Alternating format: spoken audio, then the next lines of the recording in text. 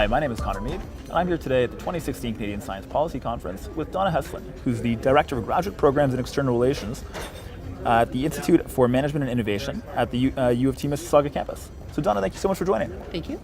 So to start us off, why don't you tell us a little bit about the Institute for Management and Innovation? What makes it unique and what makes it important? Great. So we established the Institute for Management and Innovation, or IMI as we call it, about 3-4 years ago.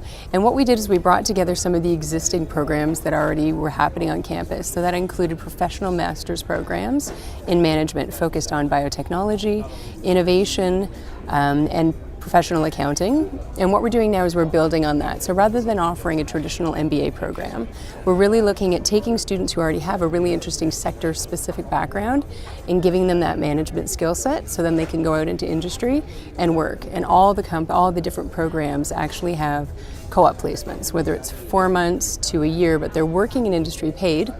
And it's amazing because our actual placement rate beyond graduation is 80 to 90% within 6 months. So it's really high, it's been really successful.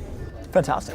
So what do you think are some of the core skills and capacities that we need to build in young people today to help them contribute and hit the ground running when they get out into the workforce? One of my key messages always is networking. It's connecting with people and knowing how to do that on a way that's not over the top, but really trying to engage in whatever sector you're interested in. It works twofold. One, to figure out if that's really where you want to be, and also to develop those relationships so that then when they do graduate, they have that ability to get out there. So that's a big component in our programs, of giving them that skill set, developing their resumes, developing their interview skills, developing their ability to actually work in the networks, so that then when they graduate, they do have the opportunities open to them. Great. So on a more of a macro level, what do we need to do to facilitate entrepreneurial and innovative hubs? Oh, I think there's so many opportunities. I think working together is a big one, and creating opportunities. So we're working closely with a lot of our industry partners to try and drive innovation and bring it into the university environment. So we're working, as we have for many years, with the co-ops, so our students actually have access to those industry partners. But now we actually launched iCube, which is our innovations, or our campus-linked accelerator, just not even 2 years ago on campus. And we're really building that. It's really a space for ideation for students to come in, and community members, with just an idea.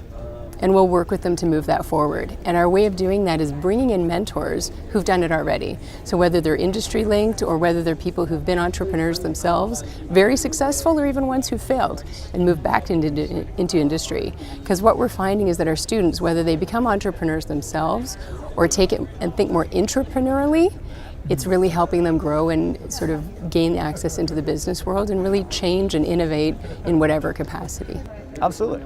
So what do you think are some of the key strengths and attractors of Mississauga as an innovative hub? I think a few things. We have the second largest life sciences sector in Canada, so huge focus. It's one of the reasons we launched the Master of Biotechnology program there 15 years ago. It was just our access to the pharmaceutical industry, to the biotech sector that's out there. So there certainly are a lot of companies in Toronto, but really most of the big companies are focused in that area. Rapidly developing ICT sector as well, and we're trying to create partnerships between those sectors so that there's really innovation happening across the world, across that whole region.